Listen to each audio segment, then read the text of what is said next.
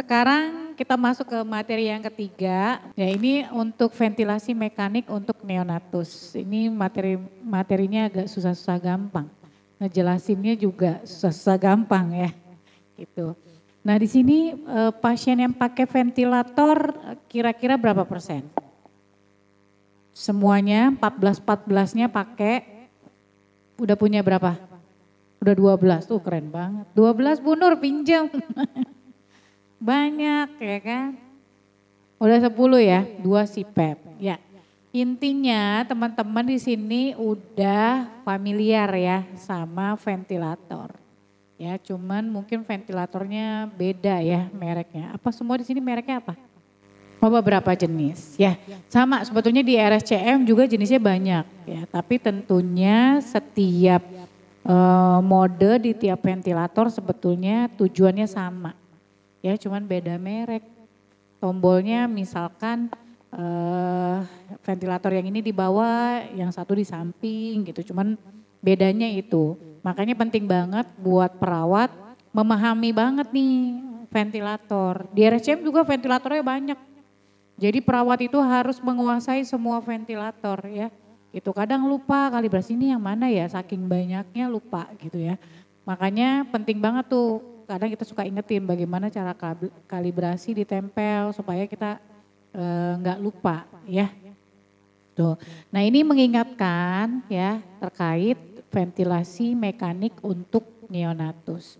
Nah ini saya adopt dari materi dokter Adi juga, sebetulnya nggak mau ngajarin dalam-dalam banget ya, karena kalau ngajarin dalam nanti susah, bete ya, itu yang gampang-gampang aja. Nah ini tujuannya teman-teman di sini memahami konsep dasar proses pernafasan. Atau memahami prinsip kerja ventilasi mekanik. Kemudian memahami parameter apa aja sih yang ada di ventilasi mekanik.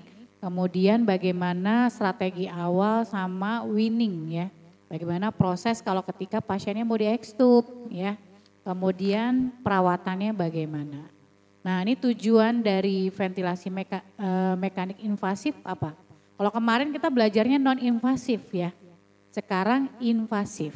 Jadi kalau ventilasi mekanik invasif itu pasiennya diintubasi ya, disambung ke mesin ventilator namanya invasif.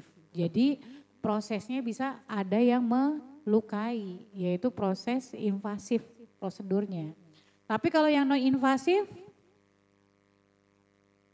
iya, dia tidak diintubasi ya, alatnya dipakai di mana? Di hidung, di nasal ya. Itu. Jadi bedanya itu. Kalau kemarin kita belajar non-invasif. Nah, sekarang belajarnya invasif. Ya. Namanya invasif berarti hati-hati apa? Resikonya besar. Ya. Satu, resiko infeksinya lebih dari non-invasif. Karena prosedurnya aja berbeda ya, harus pasiennya dilakukan intubasi, intubasinya juga harus steril. Kalau enggak steril, resikonya tadi akhirnya pasiennya VAP. Ya. Nah, ini tujuannya untuk ventilasi mekanik apa? Nih yang pertama, optimalisasi fungsi paru atau pergantian gas. Jadi ya mengoptimalkan fungsi paru. Jadi dengan penggunaan mesin ventilator pasiennya bisa bernapas sehingga proses pertukaran gasnya bisa terjadi ya. Karena pasiennya nggak bisa nafas nih, nafasnya bermasalah ya, kalau nggak dibantu proses pertukaran gasnya tidak terjadi. Oleh karena itu dipasanglah ventilator supaya apa? Supaya pertukaran gasnya tetap terjadi dan baik. Ya, jadi pasien yang terpasang ventilator harusnya lebih baik ya dibandingkan yang belum ya. Gitu. Makanya kalau pasang ventilator kok pasiennya gelisah, kenapa ya? Berarti settingannya enggak pas. Ya, jadi harusnya pasiennya lebih nyaman ya dengan pasang ventilator karena pasiennya dibantu. Ya. Kemudian optimalisasi interaksi ventilator dengan pasien. Jadi harus ada hubungan ya. Pasien ventilator memberikan alat oksigen, terus memberikan pressure. Nah, pasiennya juga menerima juga harus nyaman. Ya. Nah ini optimalisasi kenyamanan pasien dan meminimalisir usaha napas selama ventilasi. Kemudian mengurangi cedera paru atau BPD. Ya. Nah kemudian ini kalau ventilasi. Nah ventilasi mekanik tentunya banyak yang dikhawatirkan. Ya makanya yang lebih baik yang mana? Antara invasif sama non-invasif. Yang lebih baik yang non-invasif. Tapi yang sakit berat ya, yang di stres nafas berat nggak mungkin pakai invasif terus non-invasif terus menerus. Karena nanti membuat paru-parunya malah makin rusak. Jadi makanya pakai invasif. Tapi pakai invasif harus hati-hati. Ya, teman-teman kan nih ventilatornya udah banyak ya, jadi harus hati-hati. Nah, ini penyebab kalau misalkan kita pakai ventilasi atau ventilator nih khawatir adanya volutroma. Volutroma bisa didapat dari mana?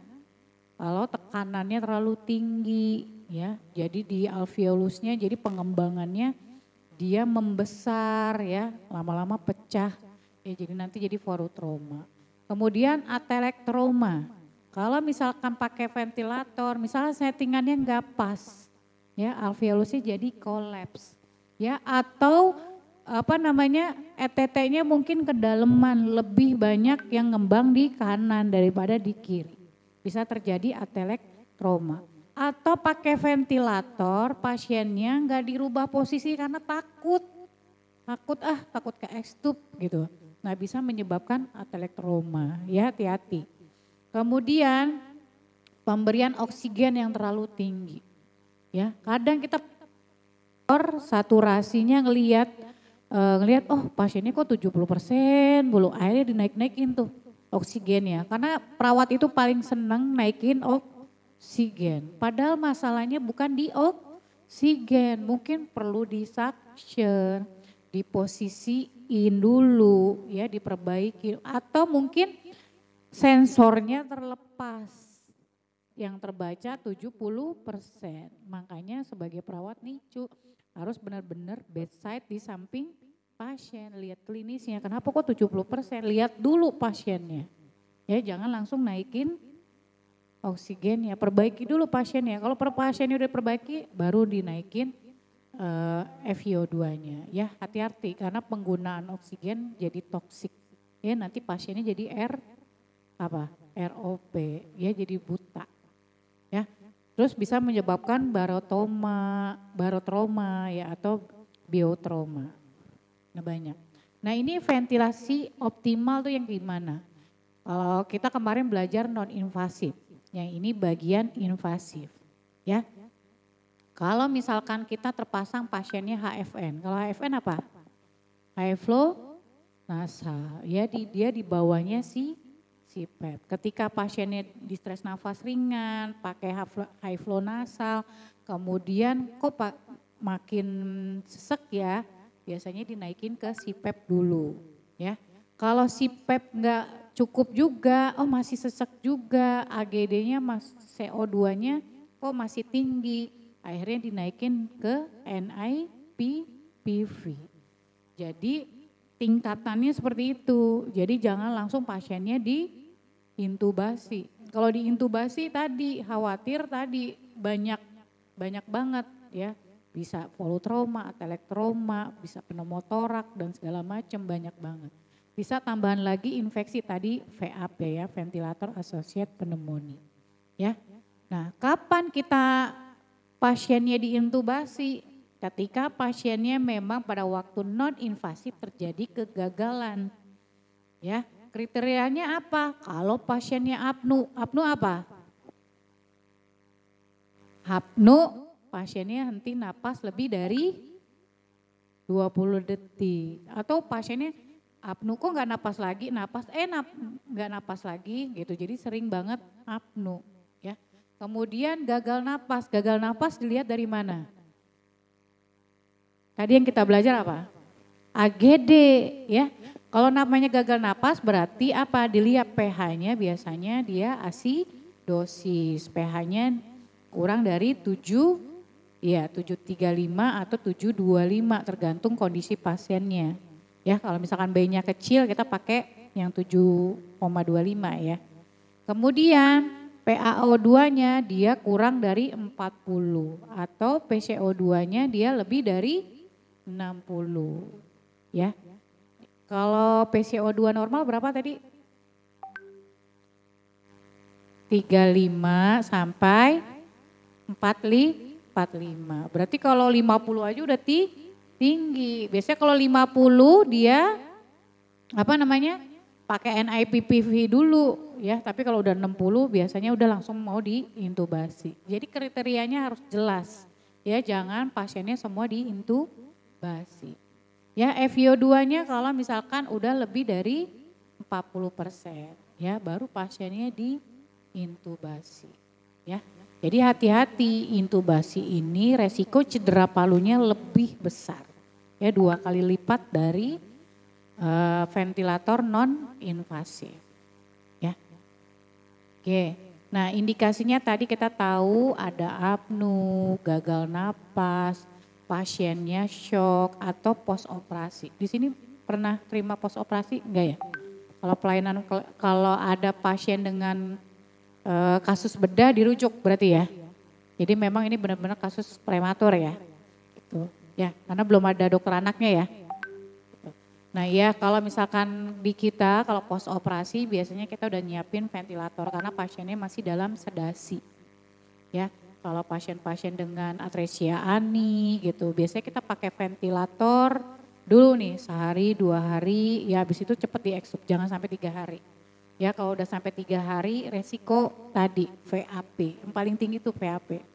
Kalau udah VAP nanti slamnya banyak akhirnya atelektroma ya. Akhirnya nggak bisa diekstubasi, repot ya. Jadi makanya kita kalau pasien bedah cepet ya sebelum 3 hari harus sudah diekstub ya. Nah ini parameter ventilasi mekanik. Parameternya sama nggak sih sama ventilator yang di ruangan? Ada FiO2 ada ya? Yang naikin oksigen paling apal ya. Tombolnya juga kalau dari jauh udah tahu ya. Tombol FiO2 naikin, turunin ya kan dari 21 sampai 100 ya. Nah ini mode ventilator. Mode ventilator ada assist control ya, ada SCMV ya. Nah sekarang kapan kita menggunakan assist control? Kapan menggunakan SCMV? Kalau yang di ruangan aja deh. Oh ini pasiennya pakai mode assist control ya, kenapa? Karena tidak ada napas spontan. Terus ada lagi? Ada lagi?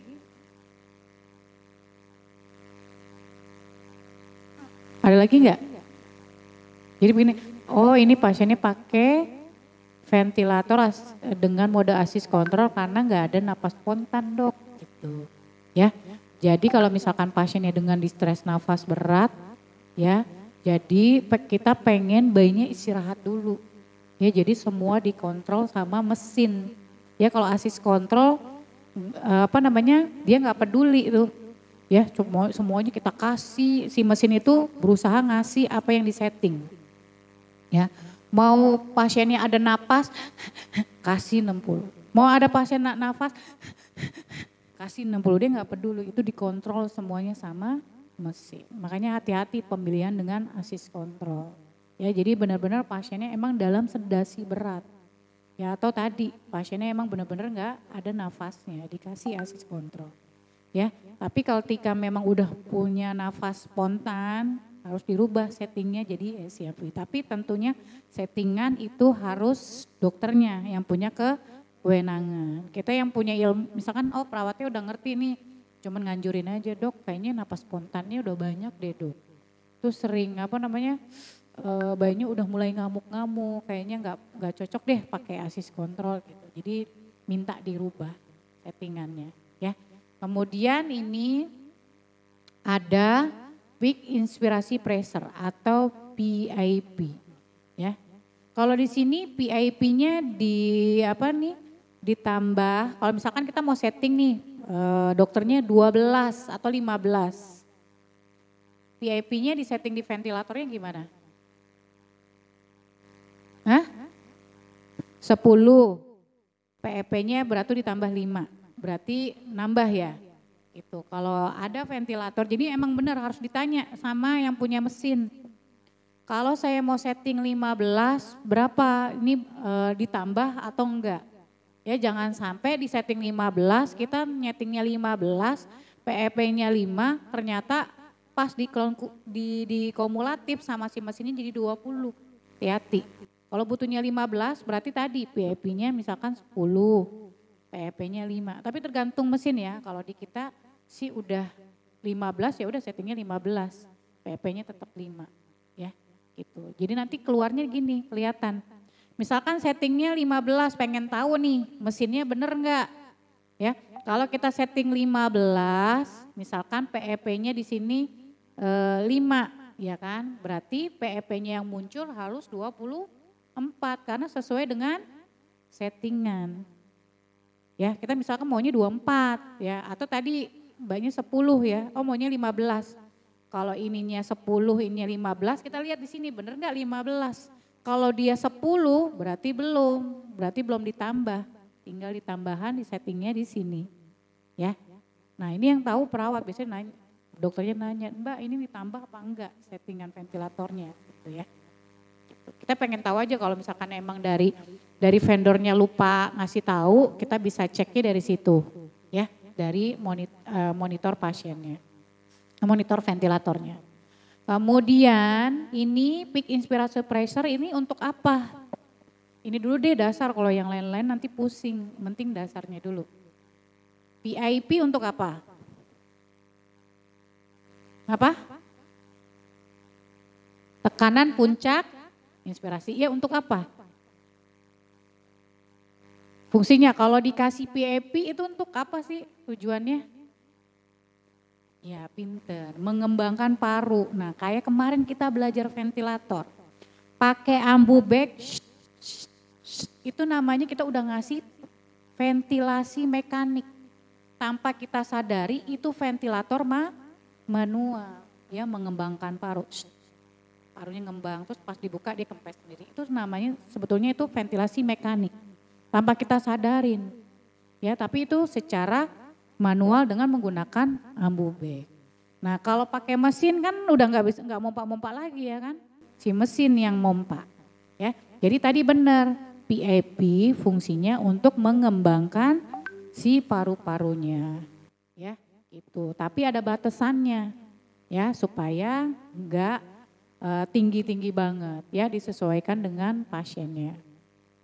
Kemudian ini apa? IT. Ada kalau di mesin apa sih? Kalau di mesinnya apa? Kalau kita sih IT, sama ya? Inspirasi time ya. Inspirasi time. Jadi waktu inspirasi. Waktu inspirasi itu ada perbandingannya, ada 1:2, ada 1:1 ya.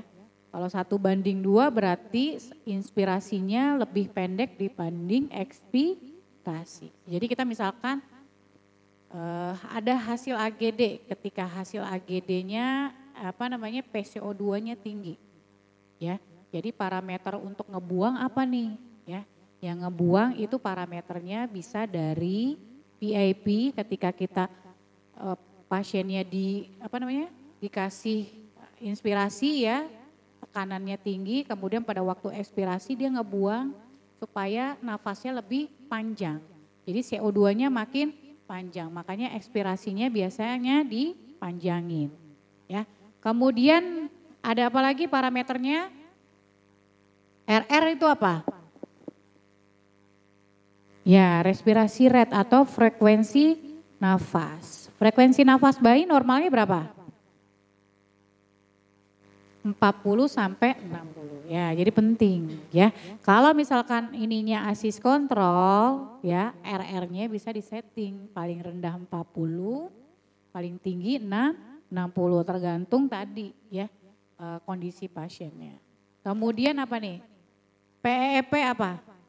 Positif and ekspirasi pressure ya, memberikan tekanan positif pada akhir ekspirasi. Ketika nafas, coba tarik nafas yang tinggi terus buang nafas.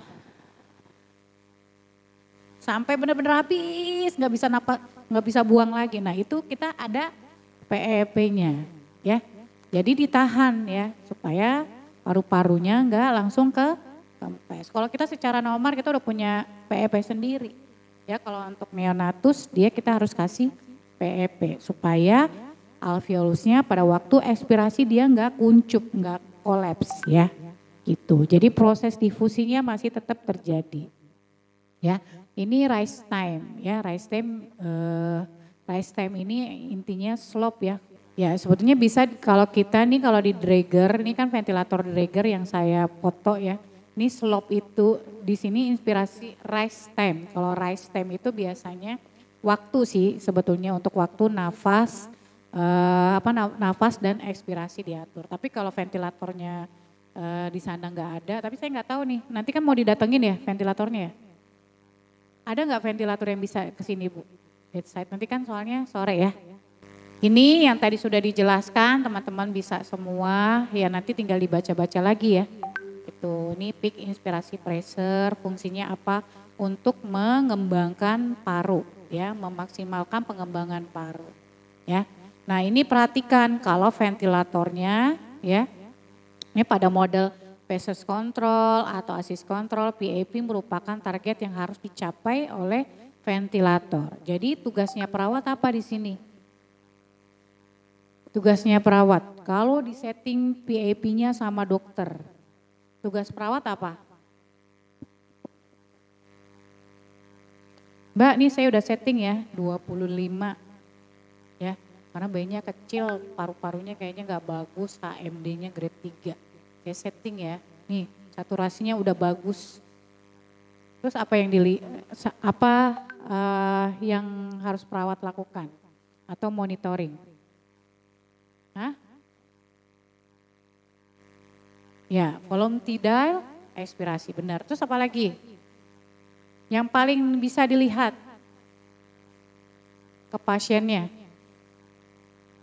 Nah, itu pengembangan dada. Ya, jadi tanpa ngelihat setting ventilator, kita lihat ngembang dada bener nggak sih ngembang, dokternya nyeting segitu, ya, jangan-jangan nggak ngembang, gitu ya. Jadi dilihat benar-benar, oh nih PAP dikasih, dokternya udah nyeting, kita lihat, oh iya nih dok, oke ngembang. Nah setiap overrun juga kayak gitu, dilihat dadanya ngembang nggak, gitu, ya. Nah ini parameter yang kedua tadi PEP, ya, positif expiratory pressure. Tekanan yang menjaga paru-paru tetap mengembang di akhir fase ekspirasi, ya. Ketika paru-parunya pas inspirasi dia ngembang, pas ngeluarin jangan sampai dia kolaps ya. Kalau kolaps kan proses difusi terjadinya di alveolus ya. Kalau dia kolaps boro-boro ya, pertukaran gas terjadi ya. Jadi harus benar-benar masih mengembang alveolusnya. Ya. Kemudian ini pimen ya. Kalau misalkan, nah ini di parameter saya lihat, saya tadi coba lupa. Nah ini pimen ya. Nah ini menggambarkan kualitas parunya ya. Makin besar pimennya ini ya berarti kualitas parunya makin jelek. Biasanya kalau udah 12 atau 12 lebih biasanya pasiennya diapain tuh? Kalau pakai ventilator, kalau di RSCM udah langsung pakai HFO, udah nggak bisa. Ya karena memang udah jelek paru-parunya. Jadi kita bisa lihat dari sini. Kalau kita ngerawat pasien, oh pimennya udah dibawa 11, 10, besok turun 9. Dok ini bisa diekstubasi dok. Udah bagus paru-parunya. Apalagi 8, buru dok ekstubasi, nanti pasiennya jelek. Jadi lama-lama nanti cedera paru. Ayo buru ekstubasi, mumpung parunya bagus. Ya, jadi itu ya kita melihat gambaran kualitas parunya bisa dari sini. Ya. Kemudian volume tidal, ya volume tidal adalah volume udara yang keluar atau masuk ke paru-paru. Ya, ada VTE, ada VTI. Volume tidal ekspirasi, volume tidal inspirasi. Volume tidal inspirasi itu menggambarkan si mesinnya. Ya, volume tidal ekspirasi menggambarkan paru-paru bayinya, ya. Jadi yang dilihat apa? Yang dilihat adalah volume tidal ekspirasi. kalau kita karena menggambarkan si paru-paru bayinya ya. Normalnya berapa? Ya 4 sampai 6. Ya sampai sini nih teman-teman nanti habis pelatihan ini lebih paham. Oh, volume tidalnya harus targetnya 4 sampai 6 ya. Jadi ketika misalkan ditemuin, "Dok, volume tidalnya 8, volume tidalnya 7 ketinggian, hati-hati pneumotorak." Ya, jadi kita bisa tahu settingannya, dokternya nyeting benar PFB 25. Ternyata pas dilihat dicek monitornya, Pin-nya tinggi, volume tidalnya ketinggian, ya nggak sesuai dengan target, itu hati-hati. Berarti khawatir nanti pneumotorak. Dokternya harus benerin lagi settingannya. Ya, oke, jadi intinya begitu deh teman-teman kalau dijelasin grafik-grafiknya liar. Ya, nah ini kalau penyakit kronis boleh 6 sampai 8. Kalau pasiennya dengan BPD ya berarti targetnya 6 sampai 8 boleh. Tapi kalau pasiennya bayi lahir baru ya fresh ya targetnya kita 4 sampai 6. Oke. Nah ini kalau mau lihat rumusnya, mau tahu rumusnya ya. Nah ini kalau untuk kebocoran atau kita sebut dengan leak. Pernah lihat leak di monitor? Kalau di ventilator teman-teman leak yang diperbolehkan berapa? Berapa persen? Tanya nggak sama vendornya? Enggak ya? Dikasih doang ya ventilator. Besok lebih kritis ya kalau dibeliin, oh tanya tuh banyak. Leaknya di batas kebocorannya berapa ya. Karena kalau bocornya makin banyak nanti nggak bagus ya. Kalau dengan ventilator, oh ini bocornya masih ditoleransi 20%, oke nggak apa-apa ya gitu. Kalau ada yang lebih bagus lagi 50%, ya 50% tuh ada yang ventilator yang canggih sekarang, oh kebocorannya boleh ditoleransi sampai 50%. Tapi sebetulnya kalau di teorinya sih harusnya nggak ada leaknya, 0 ya gitu. Nah kita mau lihat nih kalau kadang leaknya itu nanti lihat ya di ventilator kalau lagi pasiennya diintubasi leaknya berapa sih? Misalkan ketemu 10%, 20%, ini dari mana sih 20%, 4% dari mana? Kita lihat dari volume tidal ekspirasi sama volume tidal inspirasi. Perbedaannya nih volume tidal ekspirasi berapa? Ini 5 ya di monitor. Inspirasinya berapa? 5,2. Kalau mau pakai rumus ya biar dapat 4% gimana?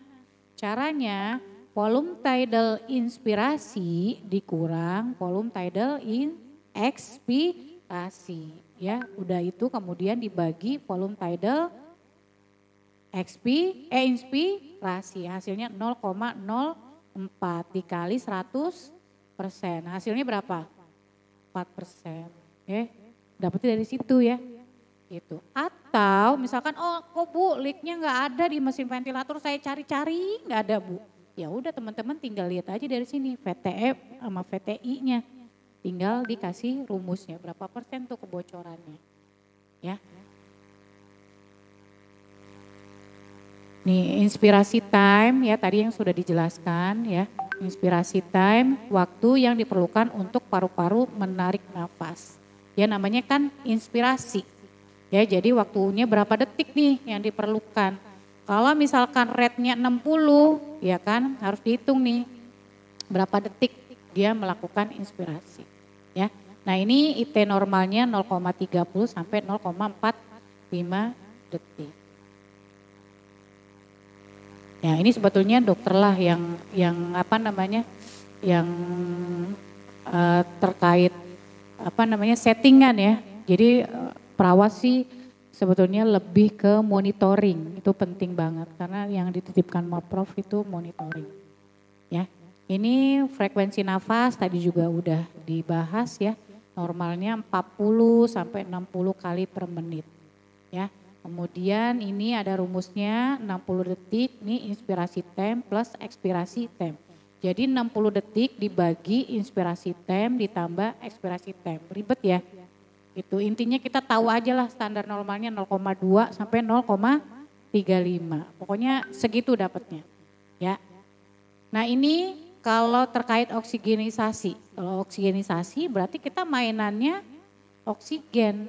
Jadi pasiennya sebetulnya masalahnya oksigenisasi atau masalah ventilasi.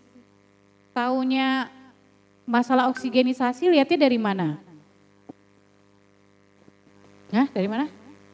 Iya benar, jangan malu-malu ya. Dari saturasi oksigen, saturasi ya, saturasi bayinya. Kalau pasiennya desa terus, ya kan. Normalnya tadi berapa? 90 sampai 95, pasiennya 70% mulu, ya. Jangan lupa berarti masalahnya di oksigenisasi. Tapi kita lihat dulu, perbaiki dulu pasiennya. Takutnya lendirnya banyak, ya. Diperbaiki dulu. Kalau misalkan semua lendirnya udah banyak masih tetap desaturasi, berarti oksigenisasinya yang enggak baik. Jadi FiO2-nya bisa dinaikkan, ya. Atau kita bisa menaikkan ini, ya. PIP-nya, ya menaikkan menaikkan khawatir kan, oh oksigennya udah 40 nih, ngeri. Mendingan kita naikin PIP supaya apa? Ya, supaya si jantungnya mendapat oksigen yang lebih baik dengan menaikkan tekanan di paru-paru, ya.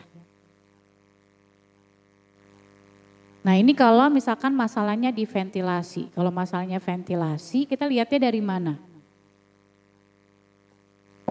CO2 berarti di AGD ya. Kalau CO2-nya tinggi ya kan hasilnya asidosis respiratorik.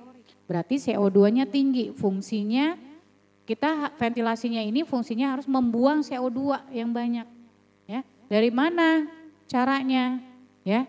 Dari caranya yang pertama kita rubah waktu ekspirasi, inspirasi time-nya bisa lebih dipanjangin di ekspirasinya. Atau frekuensinya bisa dinaikkan. Frekuensi di mana? Di RR. Misalkan settingnya tadinya 40 bisa dinaikkan ya jadi 50, naikkan lagi. Ya, biasanya kita 10 sih naikinnya ya. Atau kalau rata-rata sih kalau frekuensi 10 ya dinaikin. Atau kalau dokternya mau pelan-pelan dong 45 dulu deh gitu. Tapi tergantung CO2-nya. Kalau misalkan hasilnya kan kita tahu ya 35 sampai 45. Kalau cuma naiknya 50 ya udah rate-nya naiknya dikit aja, nggak usah banyak-banyak, takutnya wash out ya. Gitu. Nah kemudian bisa juga CO2 ya, tidal volumenya dinaikin. Bagaimana cara tidal volumenya naik? Yaitu menaikkan tadi apa? PIP-nya dinaikin. Ya, jadi ada berapa parameter nih? Ada 3 parameter, inspirasi IT-nya dinaikin, frekuensi dinaikin, atau PIP-nya dinaikin. Ya, jadi udah pinter nih. Kalau oksigenisasi apa yang dinaikin? Hah? FiO2 dinaikin. Selain FiO2, tadi apa? Apaan? Iya benar, PEP bisa dinaikin. Ya, itu buat oksigenisasi. Atau satu lagi apa? PIP boleh kalau FiO2-nya emang udah tinggi ya bisa dinaikkan. Ya, kalau ventilasi, masalahnya ventilasi apa yang dinaikin parameternya? Dirubah ke sini dulu dah, nanti nyontek. Apa? Frekuensi nafas, terus apa lagi? Iya, inspirasi time-nya ya yang bagian ekspirasinya dipanjangkan. Terus apa lagi? PIP-nya ya dinaikin. PIP sama PEP beda ya. Kalau PIP tadi apa fungsinya? Nah, kalau PEP coba kompak nanti sampai ke sini liar ya kan. Kalau PIP fungsinya apa? Ya mengembangkan paru. Kalau PEP ya mempertahankan tekanan alveolus ya supaya enggak kolaps ya. Ya. Nah ini mode ventilator. Mode ventilator ini ventilator mekanis ya.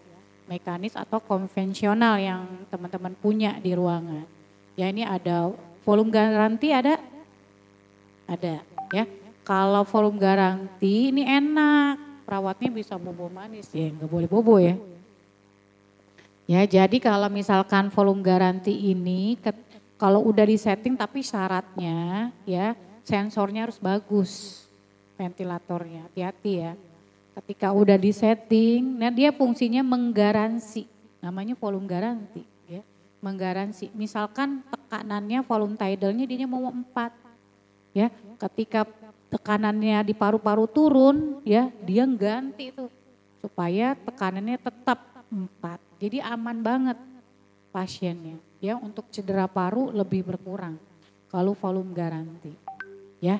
Ya, tapi kadang jeleknya kalau ketika sensornya error. Ya, jadi dia nggak ngebaca dengan tepat, akhirnya jadi cedera paru juga. Ya, kalau sensornya bagus ya, volume garanti enak banget dipakai. Ya, volume garanti ini ada volume kontrol, ada volume garanti. Ya, biasanya kita pakai yang volume garanti. Ya, kalau volume kontrol biasanya pasien-pasien dengan sedasi berat. Nah, biasanya pasien-pasien jantung pakai volume kontrol ya, tapi kita kan di neonatus jarang ya. Kemudian ini ada volume target. Volume target itu ada pressure control ya, assist control, ada SCMV ya, plus pressure support ya. Kemudian ada PSP, terus kemudian ada CPAP ya. Ini kalau assist control tadi semuanya dikontrol oleh mesin. Kalau SCMV apa? Pernah nanya enggak, kok dok pakai SCMV? Pernah nanya enggak? Enggak. Terima nasib ya. Oh ya udah SCMV ya. Jadi SCMV kepanjangannya adalah Synchronized Intermittent Mandatory apa? F-nya. F-nya apa? Panta. Ventilator ya, dia mensinkronis nafasnya bayi. Ya, bayinya misalkan dikasih 40 nih ya kan. Oh, kita maunya 40. Enggak nyampe nih nafasnya 40, dikasih lah sama ventilator. Dia mensinkronis. Jadi bikin bayinya nyaman. Tapi kalau assist control ketika bayinya udah nafas, dia enggak peduli. Kasih lagi 60, orang di settingnya 60 kok. Gitu. Ya, tapi kalau SCMV dia mensinkronisasi ya nafasnya pasiennya. Ya. Ya apalagi, nah kenapa sih ada pressure support? Nah ketika pasiennya misalkan baru weaning dari assist control ke si SCMV. Kadang ada pasien-pasien kalau bayi prematur suka tiba-tiba dia apnu. Dikasihlah pressure support. Ketika pasiennya apnu, di backup sama si pressure supportnya ini, ya, supaya dia tetap bisa dapat nafasnya, ya.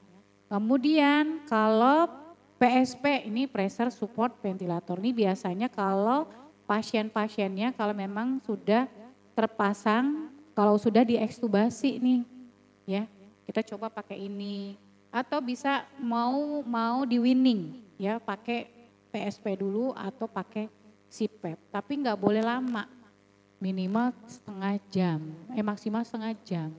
Jadi ditungguin, kalau nggak kuat balikin lagi. Ya, jadi kalau misalkan modenya dokternya pakai CPAP, dok jangan ditinggalin, tungguin bentar. Ya karena bayinya bernapas kayak sedotan, bayangin aja napas pakai sedotan. Ya, nggak kuat ya nafasnya, jadi harus diliatin. Kalau misalkan dikasih setting CPAP dicoba terus retraksinya makin dalam jadi dia nggak kuat, jadi dibalikin. Ya ini assist control tadi udah dijelasin, teman-teman baca aja ya. Sebetulnya ini tadi nggak mau ngajarin, pengennya ke perawatnya aja, tapi cuman ngebahas sedikit ngulas. Ya ini volume garanti ya, di mana ventilator mampu menyesuaikan PAP secara otomatis naik turun. Makanya enak banget. Ketika tekanannya kurang ditambahin. Ketika tekanannya berlebih dikurangin sama dia ya. Tapi tadi syaratnya apa? Sensornya harus bagus ya. Nah ini settingan awal. Kalau misalkan teman-teman lupa bisa nih kalau dokter anaknya masih jauh ya kan. terus pasiennya udah keburu masuk, setting dulu awalnya, oh bayinya di atas 1 kilo apa di bawah 1 kilo ya. Kalau misalkan kurang dari 1 kilo ya udah pilih assist control, tambahin volume garansi, settingan volume tidalnya ya di setting ya. Ini jangan lupa dikali berat badan ya, baru di setting ke mesinnya. Misalkan berat badannya 2 kilo, misalkan berat badannya 1 kilo, volume tidalnya targetnya berapa dok? Ya kan kita tahu nih targetnya 5,5 sampai 6. Misalkan ambil aja yang minimal dulu 5,5 dikali tadi berat badannya 1 kilo, berarti berapa? Tetap 5,5, di setting tuh volume tidalnya 5,5 ya. Kemudian P maksimalnya di setting di 25 ya. Jadi kalau misalkan tiba-tiba tekanan parunya tinggi ya, lebih dari 25 mau lebih dari 25 dia pasti alarm. Net. Kenapa nih ya, pasiennya udah nggak bisa nih 25, harus dinaikin gitu ya. Kemudian PEP-nya juga di setting 5 ya, inspirasi time-nya 0,3 sampai 0,35 ya, setting sesuai. Ya lebih gampang nih ada contekan. Kalau lupa nanti di fotokopi ditempel. Ya, jadi teman-teman tahu settingannya. Nah ini volume tidal ekspirasi, ini sesuai dengan usia gestasi, ini ada bayi prematur, ini bayi amat prematur, bayi prematur tua, bayi cukup bulan ya. Nah ini settingannya ya, ini batasan volume tidalnya. Bisa dilihat dari sini, oh bayinya prematur dengan RDS, batasan volume tidalnya bisa kita setting 4 sampai 5 ya. Atau bayinya ini BBL ASR ya kan, bisa di sini, ini settingannya bisa diambil ya. Rekomendasi ya, ini dari Royal Women Hospital. Ya ini monitoring ventilator ya, jangan lupa tadi kalau pakai ventilator atau alat bantu napas non invasif yang dilihat adalah pengembangan dadanya. Saturasi oksigennya targetnya berapa? 90 sampai 95. Denyut jantungnya berapa?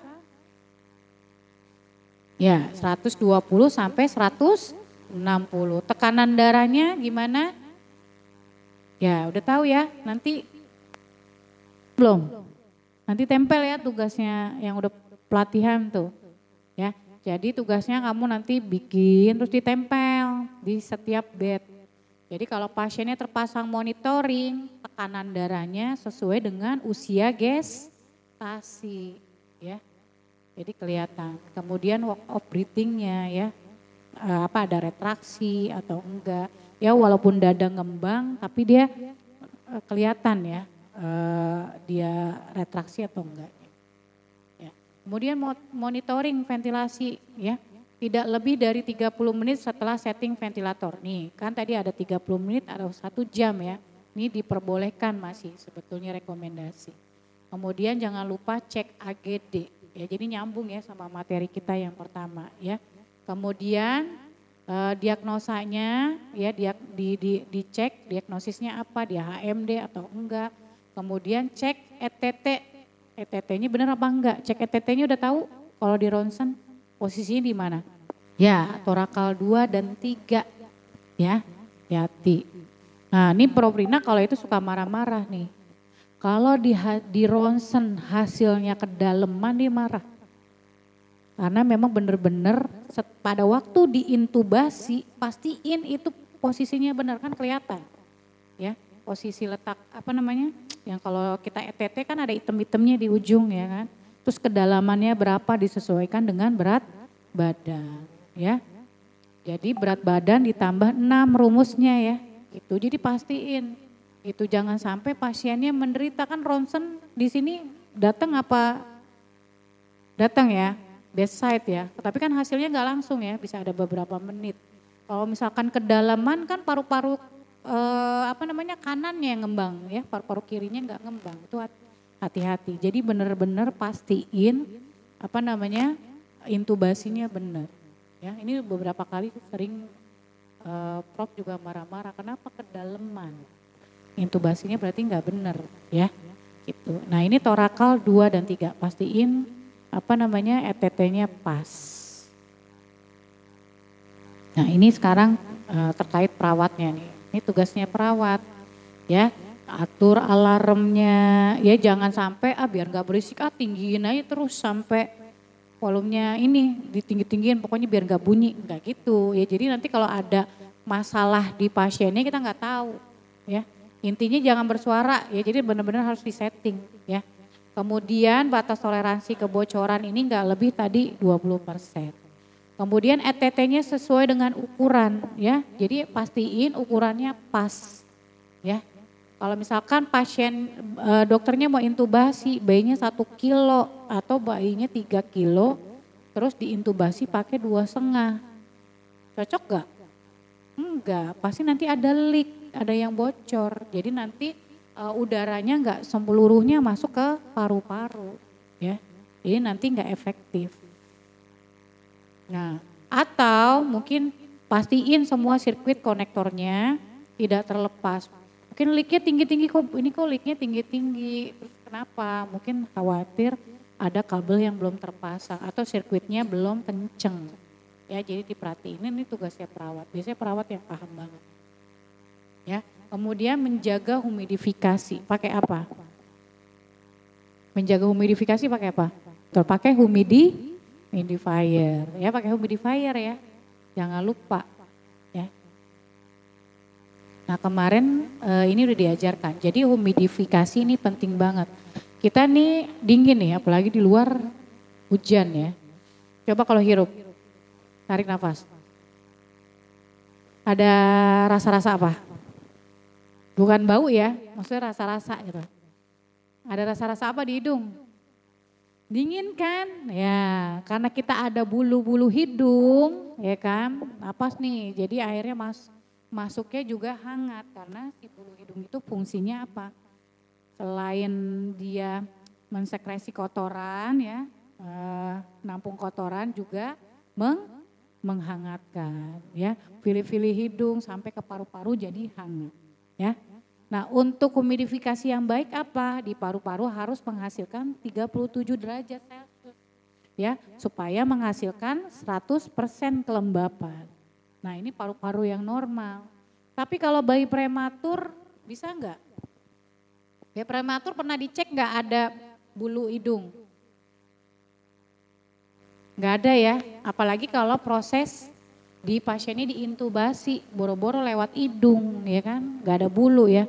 Dia prosesnya langsung bypass ya, jadi tidak melalui proses mekanisme humidifikasi secara normal ya. Jadi harus dibantu humidifikasinya pakai humidifier.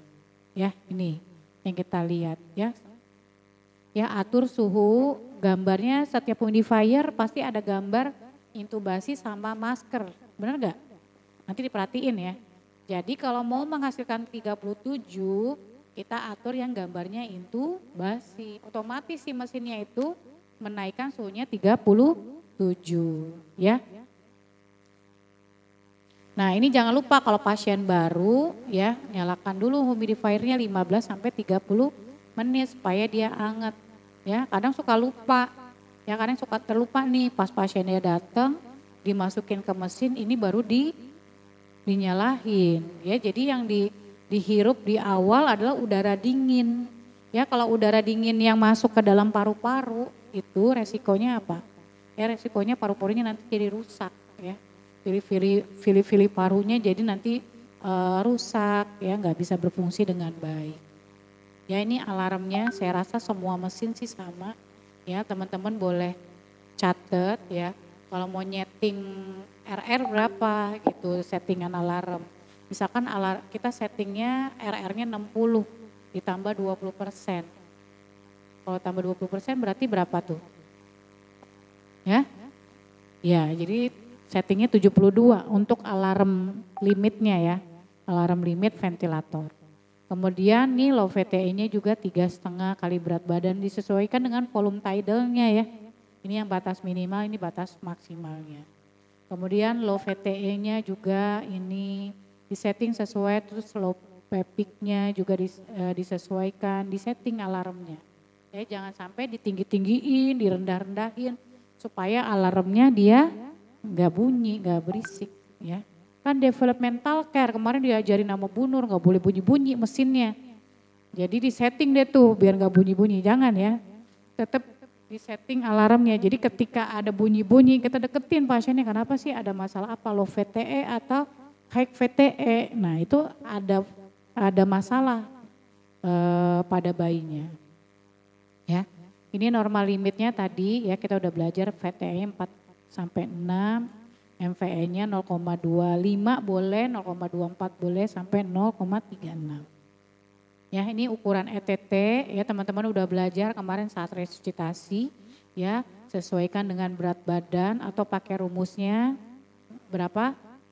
Berat badan tambah 6. Ya, tuh gampang ya, daripada mikir-mikir yang ini pusing ya, tinggal berat badan tambah 6. Ya. Nah, ini observasi, yang diobservasi apa setiap operan. Ya, batas ETT dilihat nih ya pas waktu diikat. Misalkan kedalamannya 9 ya, dilihat kedalamannya batas ETT-nya 9. Kemudian fiksasi ETT-nya, khawatir kendur-kendur, buru-buru diganti, jangan sampai terekstup. Ya, kalau terekstup berarti yang salah siapa? Perawat, ya karena perawatnya kan yang jagain bayinya. Kenapa bisa keekstup? Ya, kok dijagain bisa keekstup gitu. Ya, kemudian posisi ETT. Kemudian jangan lupa nih auskultasi suara nafas. Suara nafas kanan, kiri dengerin. Stetoskopnya pernah dipakai enggak? Pernah dipakai ya. Kalau diintubasi doang ya, oh denger dok, udah masuk. Ya, tapi setiap hari juga kita harus dengerin ya, ada apa suara nafas enggak ya. Khawatir nanti ada ronki, kita nggak tahu. Jadi kanan kiri ya suara nafasnya, mesin kan berarti kanan kirinya harus sama. Ya, jangan cuman besar di kanan atau besar di kiri ya. Kemudian atur posisi pasien senyaman mungkin dan posisi ETT juga tidak mengganggu. Ya, jadi boleh di kanan, boleh di kiri, jangan di tengah ya. Kalau di tengah kan gak enak ya, bayinya gini tuh ya. Jadi di kanan. Atau pada waktu posisiin ya, ininya gini. Bayinya benar gak? Benar gak sih? Saya pernah juga ditegur. Lah Dian itu gimana sih pasiennya? Oh ya tadi perasaan begitu, kenapa berubah ya gitu ya kan. Karena kita harus perhatiin pasiennya ya. Ya, observasi dilakukan 2 sampai 4 jam ya. Dikasih rekomendasi 2 sampai 4 jam, tapi tetap aja suka kecolongan. Ya, jadi emang harus benar-benar diperhatiin ya. Nah, ini belajar fiksasi yang baik supaya pasiennya tidak terekstubasi. Ya, ini biasanya kita kasih barier dulu nih ya. Ya, supaya kalau nggak dipakein juga nggak apa-apa sih sebetulnya ya. Tapi kalau kita pengen lebih kenceng lagi supaya mantap lagi, biasanya kita pakai kalau di RSCM deoderm ya supaya perekatnya atau yang pik-piknya ini nempel. Biasa kalau bayi prematur dia banyak ininya ya, lemaknya ya, jadi nggak nempel. Jadi kita pakai deoderm ekstratin dulu. Ya. Nah, ini memastikan kedalaman ETT. Jadi ini kenapa kok diukur-ukur? Ya sebetulnya kita kalau mau nyaksian ya, kalau mau nyaksian kita tahu nih kedalaman ETT-nya berapa. Ya jadi ukuran kateter suctionnya tuh diukur, berarti kedalamannya misalkan 9, ya 9 misalkan tambah 2. Total sama ETT yang sampai atasnya berapa, misalkan 15. Jadi benar-benar kateter yang masuknya cuman 15. Ya ini perawatan bayi ventilator ya. Penggunaan ETT-nya harus sesuai jadi enggak ada leak. Terus lihat pengembangan dada. Fiksasinya juga harus baik. Suctioning-nya juga harus tekniknya aseptik ya. Terutama yang open. Ya kalau di sini dibuka ya. Kalau nyakusan kan dibuka kan berarti open ya. Ngerjain sendiri atau berdua? Berdua ya. Banyaknya sendiri ya. Ketawa. Ya, iya kita juga sendiri di ruangan juga sendiri. Makanya tekniknya metodenya pakai close suction.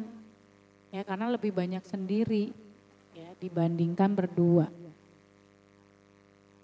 Nah ini yang open suction, yang ini kan kateternya benar nggak? Nah ini yang close suction. Kalau open suction dilakuin harus berdua, tekniknya steril. Karena kita buka, yang ngebuka nanti connect-nya teman-teman yang on. Pada waktu nyaksion, ya, yang masukin kateternya teman-teman yang udah pakai sarung tangan steril, yang udah cuci tangan pakai sarung tangan steril. Tekniknya juga harus steril, ya. Itu emang ribet, ya. Karena kalau dikerjain sendiri steril kok, tapi ngerjainnya sendiri ya sama aja ya.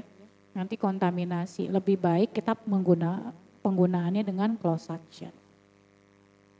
Ya, ini tipe close suction jadi gampang nih. Nanti kita belajar di siang bagaimana cara penggunaan close suction ya. Saya dibeliin lagi ya. Oh, beli lagi dong nambah, Bu. Ya, ini close suction ya. Jadi kateternya dia ada di dalam sini. Jadi enggak terkontaminasi sama udara luar. Ya, jadi masukin nih kateternya sampai ke paru-paru bayinya ya, sampai karinanya. Kemudian harus itu ditarik. Udah deh. Jadi ini enggak usah diganti-ganti. Digantinya kapan? Kalau misalkan udah terlihat kotor. Ya, rekomendasi sih 3 hari diganti. Ya, tapi kalau misalkan slemnya kental banget, biasanya kita pakai tetap open suction. Ya, karena kalau pakai close suction suka nggak narik. Ya, ini ada penelitiannya, ya open suction dan close suction. Nah, ini kalau suction kateternya misalkan kita ya pakai open suction atau close suction. Ya, makanya harus diukur. Kenapa harus diukur? Ya, karena nanti kita sampai mentok, biasanya bener nggak? Berasa sampai mentok gitu kan. Akhirnya apa? Cedera. Besoknya lapor, dok berdarah. Pas lagi di suction, ETT-nya tatonya berdarah dok.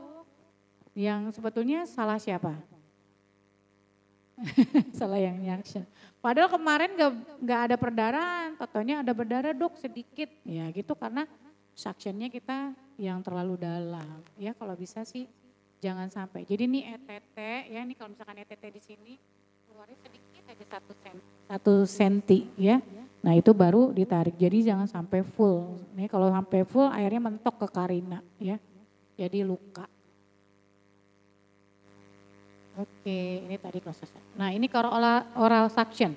Jadi kalau pasiennya terintubasi ya bukan hanya yang di suction di mana?